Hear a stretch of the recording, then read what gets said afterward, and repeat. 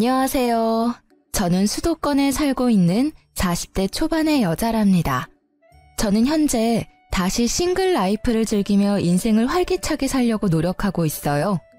예전엔 하지 않았던 운동도 시작했는데 익숙하지 않아서인지 너무 하기 싫은 날이 참 많았는데요.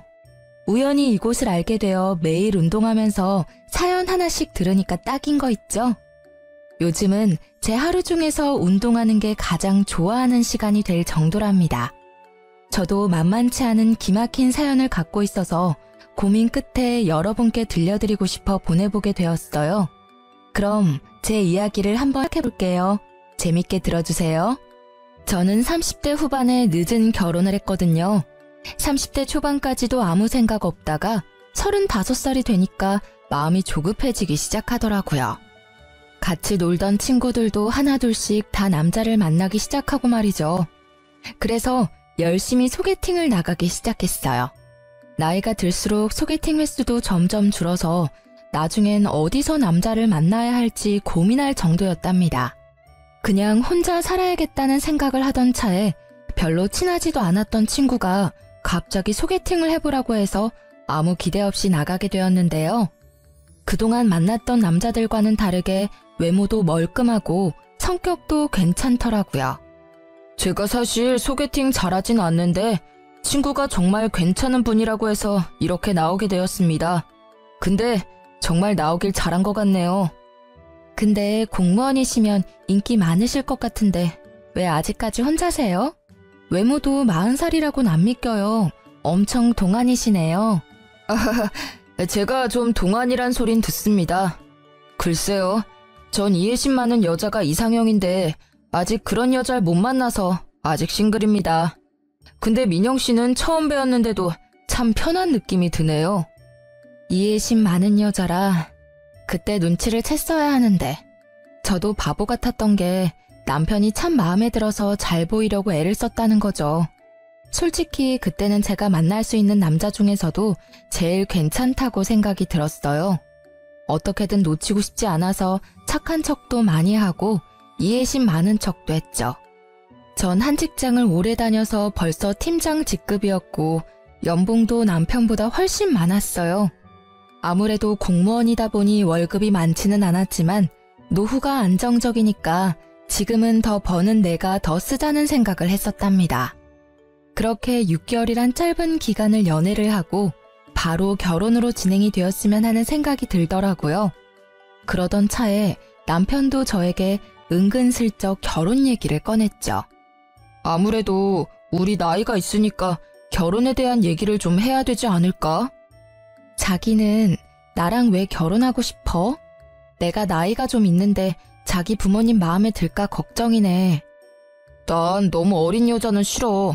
서로 비슷한 나이여야 이해도 잘해주고 어떤 상황이든 같이 헤쳐나갈 수 있어야지. 우리 부모님은 내가 좋다고 하면 무조건 허락하실 거야. 걱정하지 마.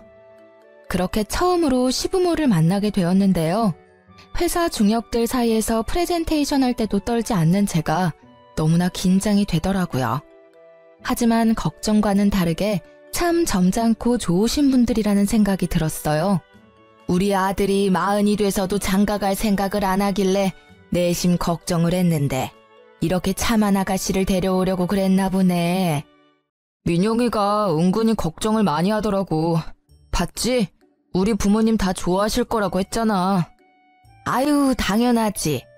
난 시집살이며 그런 거 할 생각도 없으니까 너희 둘만 잘 살면 된다. 집에 자주 찾아오지도 말고. 우리 아들이 공무원 시험 본다고 준비를 오래 했고 취직하고 나서는 우리 생활비도 주느라 돈을 많이는 못 모았다. 우리도 결혼 자금을 넉넉하게 대줄 형편은 못 된다. 너희 둘이 지혜롭게 생각해서 준비했으면 한다. 아, 네. 그 부분이라면 걱정 마세요. 제가 직장 생활을 오래 해서 모아둔 돈도 좀 있고요. 결혼식도 소박하게 하려고 해요. 아유, 아주 이해심 많고 착한 며느리를 만났네. 내가 말년에 복이 넘치나 보다. 순조롭게 상견례까지 마치고 결혼 준비도 제가 거의 주도해서 진행했어요. 아무래도 남편이 공무원 준비하고 그러느라 세상 일 돌아가는 거나 물건을 잘 구매하는 방법 같은 것도 모르더라고요. 전 워낙 그런 거에 빠삭하고 회사 지원받아 가전도 할인받아 살 수 있어서 제가 거의 다 혼수를 준비했죠. 번갯불에 콩 구워 먹듯이 치르고 신혼집까지 서로 직장이 가까운 곳으로 운 좋게 빨리 구할 수 있었답니다. 결혼 못할 것 같았던 딸이 공무원 사위를 데려오니 친정 부모님도 아주 양팔 벌려 환영하시는 분위기였고요. 그렇게 많은 사람들의 축복을 받으며 결혼 생활을 시작했어요. 그때까지만 해도 나도 남들처럼 이쁜 아기도 낳고 행복한 결혼 생활을 할 수 있을 거란 기대에 부풀었죠. 말 그대로 몇 달간의 허니문 기간을 딱 지내고 나니 현실이 밀려오기 시작하더라고요. 결혼하고 3번째 남편의 월급날이었나? 집에 온 남편이 말을 꺼내더라고요. 난 공무원 시작했을 때부터 부모님한테 100만 원씩 드렸어. 지금도 그러고 있고. 내가 미리 말해두는데 난 무조건 부모님한테 100만 원씩 드려야 돼. 내가 안 드리면 생활하실 수가 없어. 월급이 얼마나 된다고 그렇게 많이 드려? 아버님도 경비일 하시잖아. 그걸로 얼마나 버신다고 그래. 암튼 이건 절대 양보 못해. 무조건 100만 원씩 드려야 돼. 우리 친정은 용돈 안 드리잖아. 근데 시댁만 그렇게 드리는 건 좀 공평하지가 않잖아. 50만 원으로 줄이면 안 돼? 아니, 내가 내 월급에서 드린다는데 왜 그래? 자기 돈 갖다 쓰는 것도 아니잖아.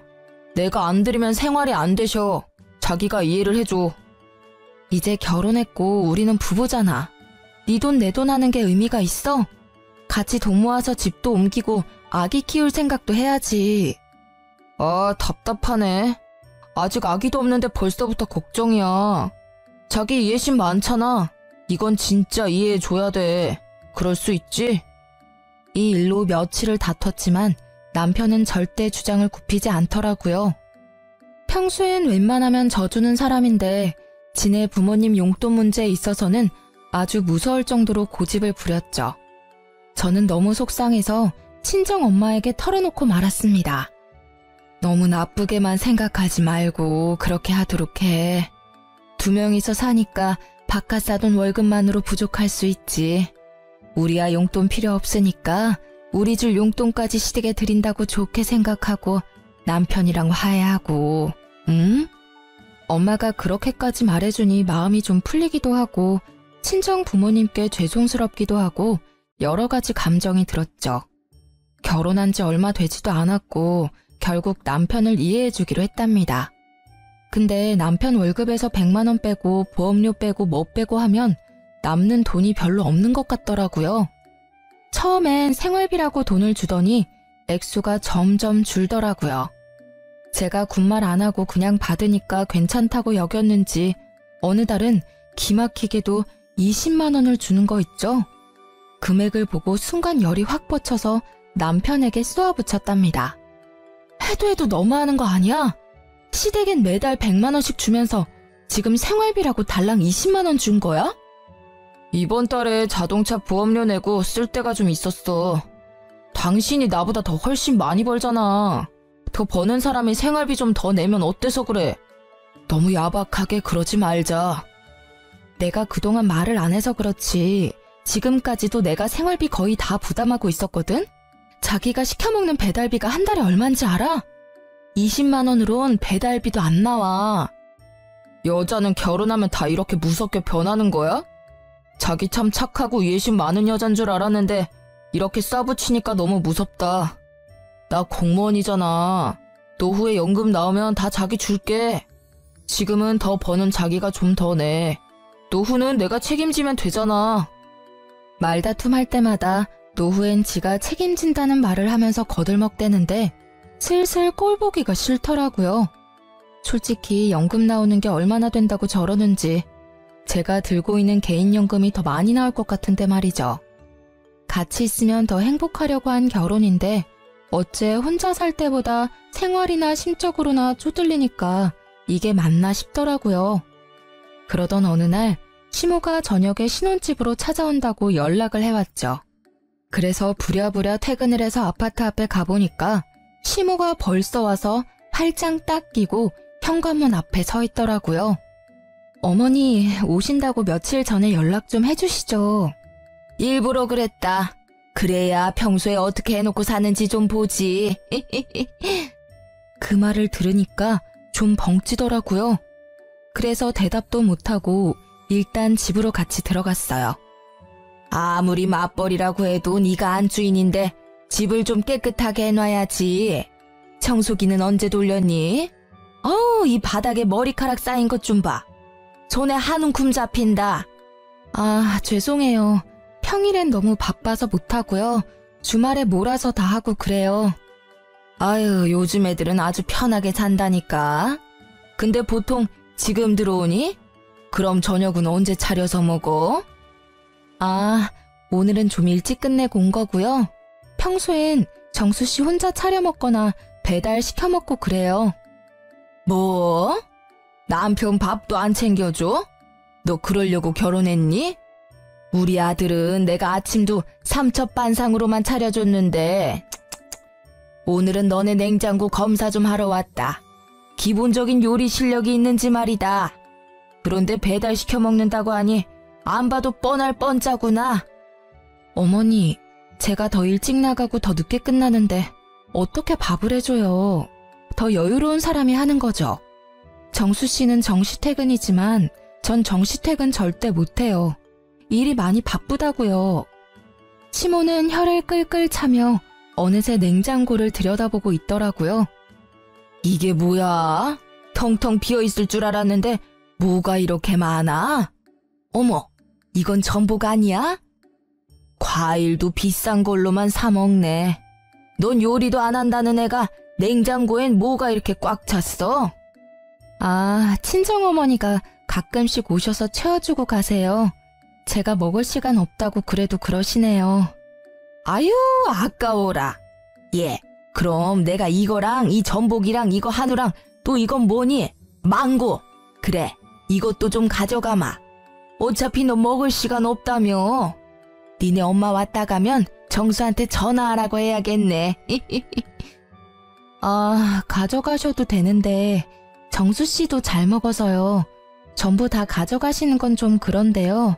엄마도 저희 먹으라고 주셨고. 어차피 니네 엄마가 늘 채워놓는다며. 먹을 거 없다고 전화하면 되잖아. 들어보니 너희 집이 우리보다 더 여유 있다고 그러던데 니네 아버지가 대기업 간부였다며? 그럼 이 정도는 괜찮아. 근데 어머니, 호칭이 좀 그렇네요. 니네 엄마라고 하시니까 듣기 좀 그래요. 자제 부탁드릴게요. 그리고 제가 한번 말씀드리려고 했는데요. 용돈 말인데요. 정수 씨 월급도 적은데 100만 원은 많지 않나 싶은데 좀 줄이면 어떨까요? 뭐? 내가 오냐오냐 해줬더니 시어머니가 아주 우스워 보이니? 호칭이 어쩌고 용돈이 어째? 네가 주는 것도 아니고 내 아들이 주는 건데 왜 네가 이래라 저래라야? 그리고 우리 아들이 혼자 벌 때도 그만큼 줬는데 따지고 보면 이젠 둘이 벌고 네가 돈을 더 잘 번다면서. 그럼 용돈을 더 올려줘야 되는 거 아니니? 난 그렇게 생각하고 있었는데 넌 오히려 용돈을 줄인다 이거니? 제가 용돈 얘기를 꺼내자 시모의 눈빛부터 표독스럽게 변하면서 저한테 쏘아붙이는데 너무 당황스럽더라고요.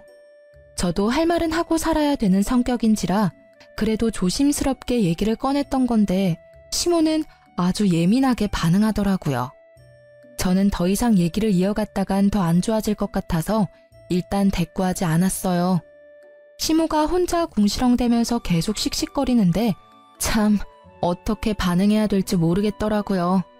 시모는 저를 한번 쏘아보더니 기어이 냉장고 음식들을 바리바리 싸가지고 현관문을 나서더라고요. 네가 먼저 말을 꺼냈으니까 나도 다시 한번 말하마. 니네 둘이 보니까 단돈 50만 원이라도 더 올려서 줄 생각을 해봐라. 우리는 니네 부모처럼 여유롭지가 않아. 자식들이 안 도와주면 누가 돕니? 나이 많아서 세상 이치 잘 알 줄 알았더만 생각하는 거 하고는 참나. 이날 시모의 다른 얼굴을 봤다고 해야 될까요? 아님 본색을 알아봤다고 해야 될까요? 그동안 항상 저에게 웃어주면서 자상하게 말해주던 시모의 모습과는 완전 딴판인 얼굴을 보게 되니 어이없기도 하고 쎄한 기분이 들었어요. 시모 보기가 불편해서 되도록이면 시댁에 안 가려고 했고 그렇게 몇 달 정도를 시모와 왕래 없이 지냈답니다. 남편만 한 달에 한 번 정도 혼자 시댁에 가더라고요. 좀 웃긴 건 저한테 같이 가잔 말을 한 번도 안 하는 거 있죠? 시모도 나한테 화가 나서 데려오지 말라고 한 건지 어떤 건지 아무튼 남편만 마지막 주 주말마다 꼬박꼬박 시댁에 가서 밤늦게 돌아오곤 했어요. 시모도 용돈 액수에 대해서 남편에게 딱히 말을 한 건 아니었는지 남편도 용돈을 더 올리겠단 말은 안 하더라고요. 사실 말 꺼내면 조목조목 따지고 대판 싸울 생각까지 하고 있었거든요. 그렇게 좀 잠잠해지나 했는데 또 다른 펀치를 정통으로 맞게 된 일이 생겼답니다. 보통 남편이 저보다 일찍 집에 들어와서 제가 우편함을 챙기는 일은 진짜 드물었거든요. 그날은 제가 배가 아파서 좀 일찍 퇴근하고 집에 들어왔어요. 우편함에 편지가 몇 개 있길래 가지고 들어왔답니다. 하나씩 우편물들을 뜯어보다가 순간 억 하고 외마디가 저도 모르게 흘러나오더라고요. 믿기지가 않아서 눈을 몇 번이나 깜빡였다가 다시 봤을 정도니까요. 남편이 제2금융권 은행에서 받은 대출이 밀려서 독촉장에 온 거였죠. 세상에, 대출 금액이 얼마였는지 아시나요? 자그마치 1억이었어요. 결혼할 때 돈 없다고 3천도 안 들고 왔으면서 빚이 1억이 있었다니. 저를 감쪽같이 속였다는 사실에 몸이 부들부들 떨리고 현기증이 나더라고요. 얼마나 그렇게 편지를 손에 꽉 쥐고 앉아 있었는지 어느새 밖이 깜깜해졌죠. 얼마 후 집에 들어온 남편이 어둠 속의 제 모습을 보고 흠칫 놀라더라고요. 아우 깜짝이야. 언제 들어왔어? 아니 왜 불 안 켜고 그러고 있어? 당신 나한테 숨긴 거 있어 없어? 솔직하게 지금 얘기해. 내가 숨기긴 뭘 숨겼다고 그래? 참나. 아 생사람 잡지 마. 또 뭔 일인데? 이거 뭐야? 나한테 빚 있단 얘기는 없었잖아. 그것도 1억이라니. 한 달 이자가 얼마야 도대체? 이거 언제 대출 받은 건데 어디에 쓴 거냐고. 아 이거? 아 내가 빚 다 갚으면 얘기하려고 했어. 내가 어릴 때 사업을 좀 해서 그때 빚이 좀 생겼어. 미리 말 못한 건 미안한데 다 내 월급으로 갚고 있는 거니까 굳이 말 안 해도 되겠다고 생각했어. 그러고 보니까 시댁에 100만 원 주고 이거 이자 갚느라 생활비를 한 푼도 안 줬구나. 당신 부모님은 당신이 1억이나 대출받은 거 알고 있어? 내 말 좀 들어봐. 내가 그래서 정신 차리고 공무원 됐잖아. 당신이 이제 알게 돼서 말인데 이왕 이렇게 된 거 당신이 이자 좀 내주면 안 될까? 사실 몇 달 동안 이자를 못 냈거든. 아 부부라는 게 뭐야. 서로 어려울 때 도와야지. 우리는 한 배를 탄 사람들인데 이 빚만 같이 갚아주면 내가 당신 노후는 딱 책임질게. 그놈의 노후. 진짜 개풀 뜯어먹는 소리 하고 있네. 이거 1억 당장 해결해. 당신 부모님한테라도 돈 받아서 빚 갚아. 해결 안 되면 난 더 이상 당신이랑 못 사니까 그렇게 하라. 저는 대충 짐을 챙겨서 근처 호텔로 가버렸어요. 남편 꼴을 더 이상 보고 싶지도 않았고 그렇다고 친정에 갈 수도 없었으니까요. 남편은 매일같이 전화에 대고 문자를 보냈지만 철저하게 무시해버렸죠. 3일째 되니까 시모 귀에도 흘러들어갔는지 시모가 전화를 계속 해대더군요. 넌 왜 이렇게 전화를 안 받니? 지금 시험이 무시하는 거야?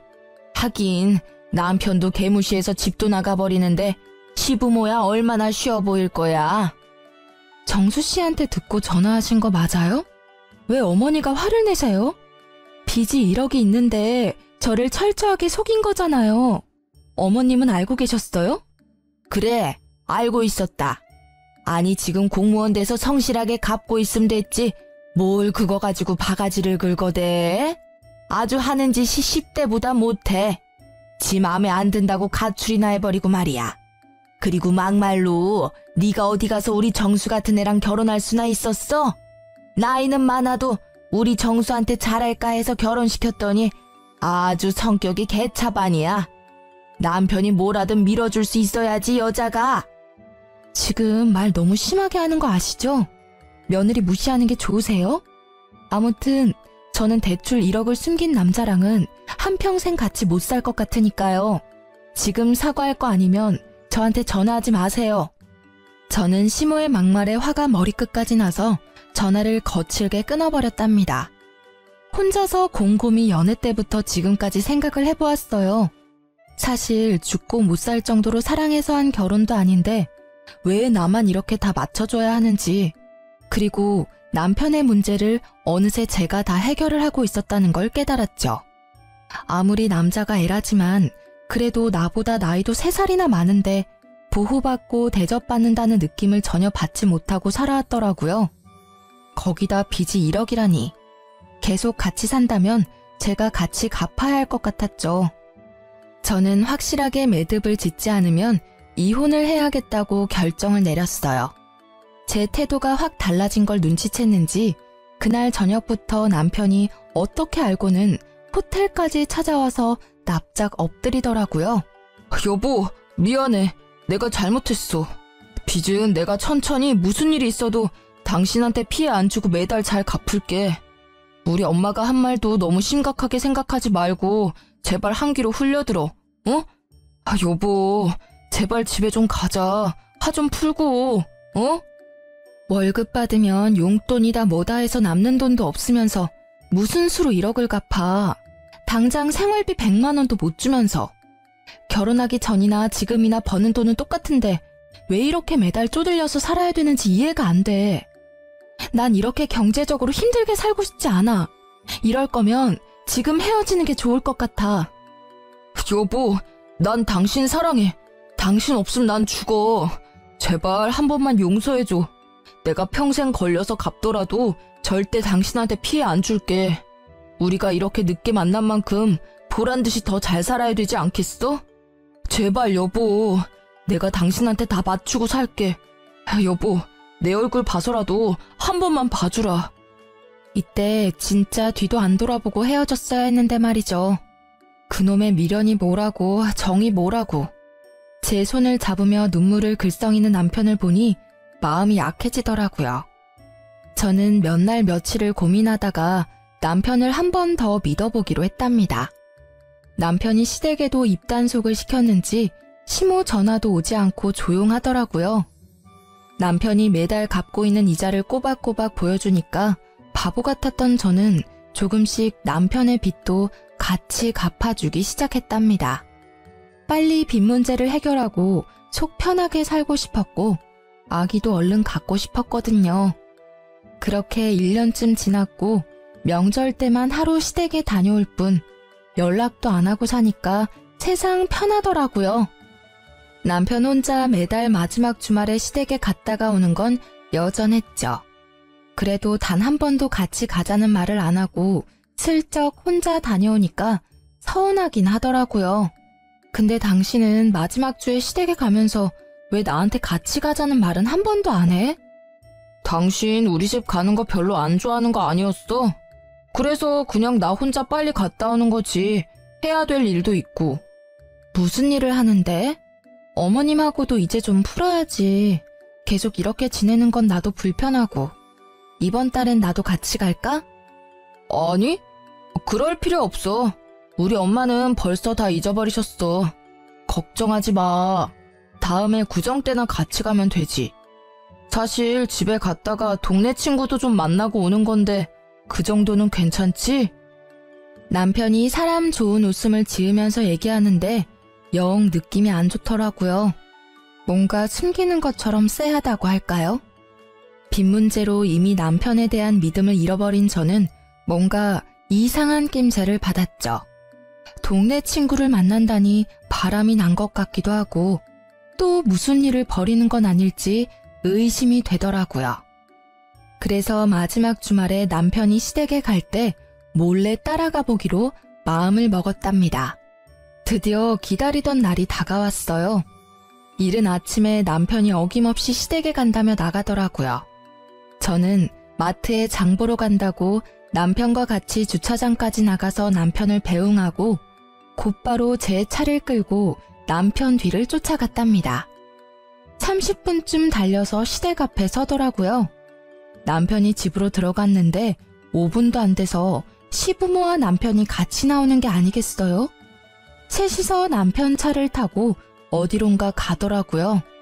저도 간격을 두고 부지런히 남편 차를 쫓아갔는데 무려 2시간쯤 걸려 도착한 곳은 강원도의 어느 인적 드문 산기슭 동네였어요.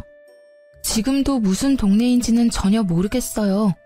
남편의 차가 적색 벽돌로 지어진 요양병원 앞에 서더라고요. 저는 남편이 주차하고 세 사람이 병원 안으로 들어가고 나서야 멀찍이 주차하고 병원으로 따라 들어갔답니다. 안으로 들어가니 이미 세 사람은 사라진 후였고 어디로 가야 할지 전혀 감을 못 잡겠더라고요. 저는 조심스럽게 접수처로 가서 남편 이름을 넌지시 말해봤어요. 아, 결혼하셨다더니 오늘은 같이 오신 거예요? 3층에 306호로 가보세요. 저는 터질 것 같은 가슴을 진정시키며 천천히 306호로 걸어갔어요. 문 앞에 서자 익숙한 세 사람의 뒷모습이 보이더라고요. 그리고 멍한 표정으로 침대에 누워서 세 사람을 보고 있는 한 남자를 봤죠. 얼굴이 남편과 꽤 닮았더군요. 저는 병실로 올라오기 전에 간호사와 나눴던 이야기가 생각나 몸이 파르르 떨려왔답니다. 결심을 마친 저는 심호흡을 한번 깊게 하고 문을 활짝 열어 제꼈어요. 세 사람이 동시에 뒤를 돌아보았는데 저를 발견하고 기함을 하더라고요. 당신이 어떻게 여길 어떻게 알고 왔어? 왜? 내가 못 올 때 왔어? 그럼 당신이 좀 말해줘봐. 여기가 도대체 어디야? 너 어떻게 알고 온 거야? 설마 너 우리 미행한 거야? 이거 아주 앙큼한 년이네. 순에 빠진 줄 알았더니 아주 무서운 애네 얘가. 무서운 건 아줌마랑 아줌마 아들이고요. 나를 까맣게 속이고 결혼을 해? 이거 사기 결혼이야. 때 되면 다 말하려고 했어. 그리고 네가 물어보기나 했어. 동생 있냐고 물어보기나 했냐고. 그걸 지금 변명이라고 해? 조현병 걸린 동생 요양병원에 입원시켜놓고 외동아들인 척 숨기고 결혼한 게 누군데? 왜 니네 부모한테 100만 원씩 줬는지 이제 알겠네. 그래, 내가 내 월급으로 동생 병원비로 쓴다는데 네가 뭔 상관인데? 집안에 환자 있는 게 얼마나 힘든 건지 네가 알기나 해? 가뜩이나 힘들어 죽겠는데 너까지 보태지 말고 이왕 이렇게 알게 됐으니까 와서 인사나 해. 인사 같은 소리 하고 있네. 네가 결혼 못한 이유가 있었네. 네 빚도 사업 망해서 생긴 거 아니지? 너 같은 새가슴이 사업을 했을 리가 없지. 네 동생 병원비 같이 갚아줄 바보 같은 여자 찾아다녔니? 그래, 나 좋다고 쫓아다니다가 동생 정신병원에 있다니까 다 도망가더라. 그래서 당신은 놓치고 싶지 않았어. 그래서 어쩔 수 없이 말 못한 거야. 아이고, 불쌍한 우리 아들. 이렇게 잘났는데 동생 때문에 그 좋은 혼처 다 놓치고 결국 이런 나이 40 다 된 애 만나서 수모까지 겪고 시부모 뒤를 밟을 생각을 하다니 내가 아주 너한테 소름이 끼친다. 네가 뭘 잘했다고 여기서 큰 소리야? 꼴 보기도 싫다. 너 당장 나가. 안 나가? 시모가 악을 쓰면서 저를 병실 밖으로 밀어내기 시작했어요. 저도 지지 않고 저를 떠미는 시모의 어깨를 팍 밀어버렸답니다. 무슨 말 같지도 않은 소리를 하고 있어. 당신들이 지금 어떤 짓을 한 건지 제대로 알고나 있어? 지금 나 하나 바보 만든 걸로 이 일이 끝날 것 같아? 당신 각오해. 이유는 둘째치고 나 속이고 결혼한 거 뼈저리게 후회하게 만들어줄 테니까. 그때였어요. 침대에 누워있던 남편의 동생이 무슨 동물처럼 괴성을 지르기 시작하더라고요. 손과 발이 다 침대에 묶인 채로 말이죠. 도대체 얼마나 심각한 상태인 건지는 몰라도 침대가 부서지도록 팔을 흔들면서 열심히 소리를 질러대는데 솔직히 무섭더라고요. 시부가 의사를 부르러 나가고 시모도 지 아들이 무서운 건지 멀찍이 침대에서 떨어져 멍하니 바라만 보고 있고 남편은 씩씩대며 저를 노려보고 있는 거 있죠. 남편이 저에게 성큼성큼 다가왔어요. 네가 시끄럽게 구니까 저 새끼가 흥분해서 또 발악을 하잖아. 아, 지겨워 진짜. 이 짓을 언제까지 해야 돼? 좀만 더 있으면 내가 다 말하려고 했는데 넌 왜 여기까지 쫓아와서 이 사달을 만들고 난리야? 적반하장으로 나오는 남편의 태도를 보니 진짜 사람 같지도 않더라고요. 저는 아주 세게 남편의 뺨을 갈겨버렸습니다. 너같이 이기적이고 사이코패스 같은 놈한테 속아서 결혼한 내가 한심하다. 법원에서 보자. 제 손목을 잡으려는 남편의 팔을 세게 쳐버리고 병실을 나왔어요. 울지 않으려고 입술을 세게 깨물었지만 차로 가는 사이 벌써 눈물이 줄줄 흘러내리더라고요. 간신히 마음을 추스리고 집으로 돌아오는데 제가 당한 이 기막힌 현실이 믿어지지가 않았죠. 저도 이렇게 힘든데 도대체 이 일을 어떻게 친정 부모님한테 말을 해야 할지 정말 미치겠더라고요. 도무지 현실 같지가 않고 차라리 깨고 말 악몽이었으면 하고 바랬을 정도였어요. 당장 회사에 출근할 힘도 없어서 일단 며칠 정도 휴가를 내고 친정 부모님한테 말도 못하고 혼자 끙끙대며 알아 누웠어요. 남편은 겁이 난 건지 다 끝났다고 생각을 한 건지 집에 콧배기도 안 비치더군요. 그렇게 며칠이 지나고 저는 마음을 추스리고 친정으로 갔답니다. 처음에 말 꺼내기는 어려웠지만 한번 시작하니 폭포처럼 그동안 참았던 말들이 다 튀어나오더라고요. 눈물을 펑펑 흘리며 부모님께 모든 사실을 털어놓았죠. 부모님은 다 듣고 나신 뒤에도 한참을 아무 말도 없으시더라고요. 저만큼 많이 놀라고 믿기지 않으셨겠죠. 아버지가 일어나시더니 옷을 챙겨 입기 시작하셨어요. 그리곤 딱 한마디 하셨죠. 앞장서라. 그렇게 친정 부모님과 저는 시댁으로 찾아갔답니다.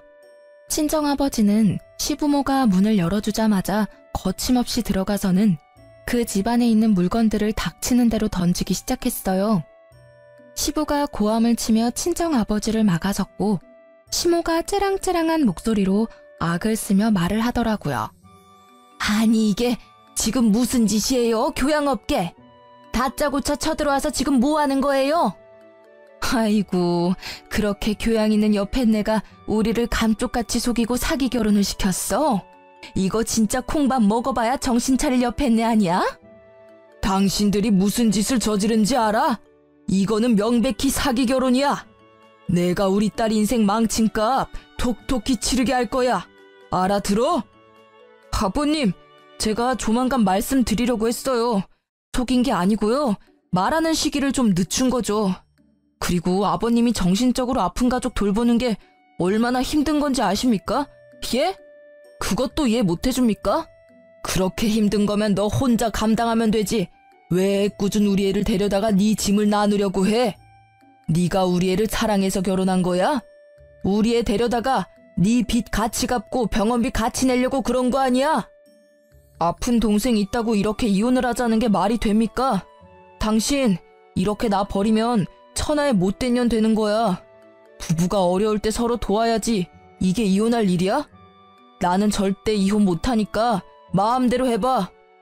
이건 내가 혼인 무효 소송을 걸어도 당신은 할 말 없어.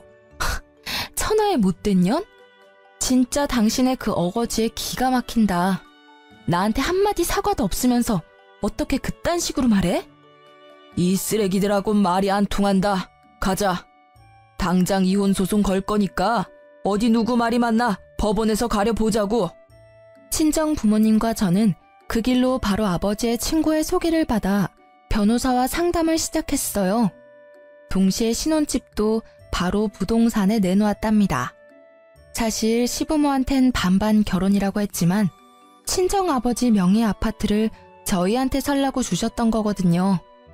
남자 나이 40에 3천만 원도 없는 걸 구제해줬더니 제 골수까지 빼먹으려고 작정하고 결혼한 거잖아요. 참 기가 막히죠? 아버지는 남편과 같이 살았던 아파트라 재수가 없다면서 당장 팔아버리겠다고 엄청 화를 내시며 부동산을 찾아가셨던 겁니다.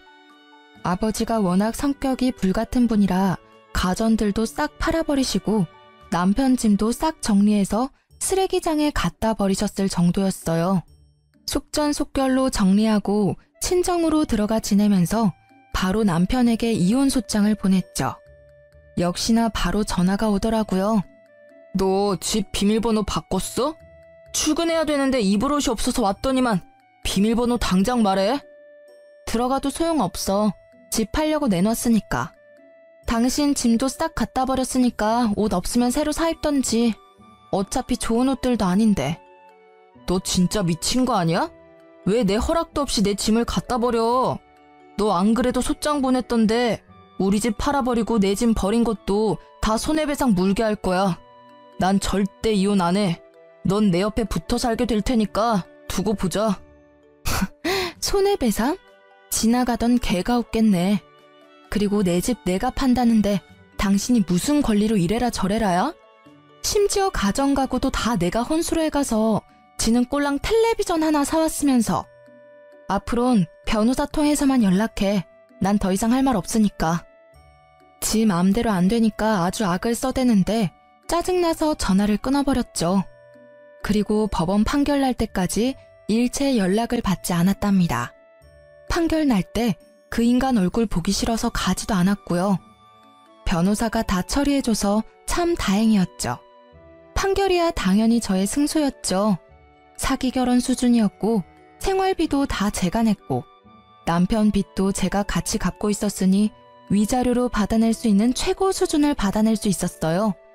마음 같아선 그 인간이랑 그 집구석 인간들 모두 사기죄로 감옥에 쳐넣고 싶었지만 이렇게 마무리하기로 했죠. 똥 묻은 손인 거 뻔히 아는데 안 씻고 계속 두고 있으면 뭐하나요? 그냥 내 성에 안 차도 깨끗하게 씻어버리고 끝내고 마는 거죠 뭐. 핸드폰 번호도 바꿔버리고 이참에 회사도 길게 휴가 내버렸죠. 너무 마음의 상처가 크고 충격이 커서 빨리 이겨내고 싶어도 잘 극복이 되지가 않더라고요. 친정 부모님이 시간이 약이라며 옆에서 위로해 주셨지만 저 스스로 이겨내야 한다는 걸 누구보다 잘 알고 있었죠. 그런데 상처가 아물 새도 없이 전 남편 놈이 찾아오기 시작하더라고요. 어느 날 저녁에 친정집 앞에서 술 냄새 풍기며 죽치고 앉아있는 게 아니겠어요? 여긴 왜 왔어? 당장 안 꺼져? 술 냄새! 남의 집에서 웬 추태야! 너 때문에 우리 집 작살났어. 위자료 5천만 원 내느라 우리 부모님 전세집까지 내놓고 원룸으로 쫓겨났다고. 너 하나 집에 잘못 들여서 우리 부모님이 무슨 죄냐? 이거 네가 책임져야 돼. 당장 돈 돌려줘. 여전히 어거지를 잘 부리네. 아직도 네가 뭘 잘못했는지 모르는 거야? 아니면 인정을 못하는 거야? 너한테 속아서 돈 뜯기고 이혼녀된 내 인생은 어떻게 책임질 건데? 5천만 원으로 마무리해준 것도 감사하다고 해야 될 판에 돈을 돌려달라고? 넌 돈 많잖아. 서울에 아파트도 있고 네 월급 나보다 3배나 많고. 내가 동생 문제 말고는 뭔 문제가 있냐? 바람을 폈냐 도박을 했냐? 다른 여자들은 남편한테 맞고도 잘만 붙어 살더라. 아니다. 여보, 우리 다시 시작하자. 우리 가족 문제 말고는 아무 문제 없었잖아. 내가 동생하고 부모님하고 연 다 끊을게. 당신만 나 받아주면 당신만 보고 살게 여보. 네 가족하고 작당하고 나를 지옥불로 끌고 들어가려고 한 주제에 뭐? 이제 와서 연을 끊어? 개가 똥을 끊겠다. 다시 찾아오지 마. 또 찾아오면 그땐 5천만 원으로 안 끝날 줄 알아. 제가 집으로 들어가려고 하자 전 남편이 무릎을 꿇은 자세로 질질 기어오더니 제 발목을 덥석 잡는 게 아니겠어요? 아무래도 남자 힘이 세다 보니 꽉 잡고 안 놓는데 아무리 발을 구르고 비틀어도 안 빠지더라고요. 이거 안 나? 경찰 부른다? 제가 핸드폰을 들고 경찰을 부르려고 하자 전 남편이 벌떡 일어나서는 제 핸드폰을 확 빼앗아가는 거예요. 눈빛을 보니 매섭게 번뜩이고 있더라고요. 경찰 좋아하네. 이젠 뭐 범죄자까지 만들어서 직장도 잘리게 만들라고. 누구 인생을 더 조질라고 이게 진짜 보자 하니까. 전 남편이 손을 들어서 저를 때리려는 신용을 했어요. 저는 순간적으로 눈을 질끈 감았죠. 그때였어요. 쿵 하는 소리가 나서 눈을 떠보니 전 남편이 복도 구석에 처박혀 있었어요. 이 자식이 아직도 정신을 못 차리고 감히 내 집에 와서 소란을 부려? 너 오늘 내가 가만 안 둬. 다시 못 찾아오게 다리 몽둥이를 분질러 버릴라. 불같은 성격의 아버지가 무슨 짓을 하실지 몰라 얼른 막아섰죠. 괜히 이러다가 폭행죄다 뭐다 빌미만 줘요. 그냥 경찰에 바로 신고해버려요. 제가 지금 신고할게요. 신고한 지 10분도 안 돼서 경찰이 왔고 경찰이 술에 쩔어서 힘없이 앉아있는 전 남편을 데리고 갔답니다. 참 웃긴 게 혹시나 경찰서 가서 조사라도 받을까봐 굽신대면서 지가 스스로 밖으로 나가더라고요. 그렇게 전 남편과의 악연은 마무리가 되었죠. 그 후로 지금까지 다시 만나지 않았거든요. 덕분에 아주 별 경험을 다 해봤네요. 평생 안 가보던 법원의 변호사 사무실에 경찰까지 부르고 말이죠. 지금은 다 마무리가 되었어요. 다시 돌이켜보면 실제 막장 드라마보다 더한 일을 겪은 것 같아요. 제 이상형이 저를 이해해줄 수 있는 여자거든요. 이제 찾은 것 같아요. 당신은 이해심 많은 여자잖아. 이것도 이해 못해줘? 나이 차서 결혼했으면 이해할 건 이해해야지. 네가 20대니? 가끔 남편이랑 시모가 했던 말들이 머릿속에 울릴 때가 있어요. 길지 않은 결혼 기간 내내 나한테 이해하라며 내가 희생하기를 강요했던 전 남편 놈과 시부모의 가스라이팅이 얼마나 심했던지. 이혼한 지금까지도 그 생각에서 벗어나기가 쉽지 않네요. 하지만 현실은 드라마보다 더 구질구질하고 처리해야 될 일도 많고 감정적으로도 너무 힘들더라고요. 더욱 화가 나는 건 왠지 전 남편 놈은 지금도 멀쩡한 공무원인 척하면서 또 지 빚 갚아주고 병원비 대줄 다른 여자를 찾아다닐 것 같다는 생각이 들기 때문이죠. 저도 심적으로 너무 여유가 없고 결혼이 급한 상태여서 전 남편 놈의 멀쩡한 겉모습과 직업을 보고 너무 성급하게 결혼을 진행했었거든요. 그놈이 그 당시에 그런 제 모습을 보고 속으로 얼마나 바보 같다고 비웃었을지. 자다가도 그 생각만 하면 화가 뻗쳐서 벌떡 일어난답니다. 저는 지금 다시 회사에 복귀해서 전과 크게 다르지 않은 삶을 살고 있는데요. 큰 일을 한번 겪고 나니 마음가짐은 많이 달라졌어요. 이젠 외롭다고 아무나 절대 만나지 않고 혼자의 삶을 즐기려고 해요. 괜히 아닌 인연 억지로 만들어서 인생 꼬는 것보다 심심해도 평범하고 행복한 현재의 삶이 훨씬 나으니까요. 여러분도 외롭다고 성급한 결정하지 마시고 현재의 내 삶도 충분히 행복하다는 거 꼭 기억하셨으면 좋겠어요. 제 사연 어떻게 들으셨는지 모르겠네요. 모두 행복하시고 건강하세요.